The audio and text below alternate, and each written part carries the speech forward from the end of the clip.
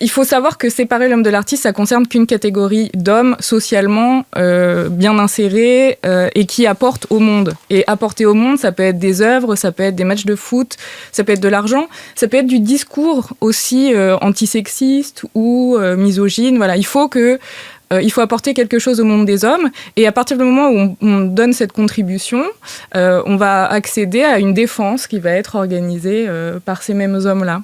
Moi, je pense qu'il y a une grande part de la classe sociale là-dedans. Parce qu'on prend souvent l'exemple, mais si ça arrive à un petit boulanger du village, il y a peu de chances qu'on s'organise pour qu'on lui dise « Ah, mais il faut séparer le boulanger du pédocriminel et continuer à consommer son pain ». C'est-à-dire, c'est pas vraiment audible, mais ça marche sur l'art et sur les industries culturelles et puis sur le sport de haut niveau. Moi, je pense que si on synthétise tout, c'est quand ces hommes apportent aux autres hommes, ils veulent pas se passer de ce service-là ou de ce plaisir ou de ce divertissement, et ils disent oui, bah alors mon divertissement, ce qui m'apporte, ça vaut plus que ce qui peut bien se passer en coulisses. Voilà, avec aussi l'idée que ce qui se passe en coulisses et dans la sphère familiale, finalement, c'est secondaire à ce qui se passe dans la sphère publique. Et que pour un bon tableau ou un bon film, il y a des dommages collatéraux, mais on ne devrait pas trop s'en préoccuper.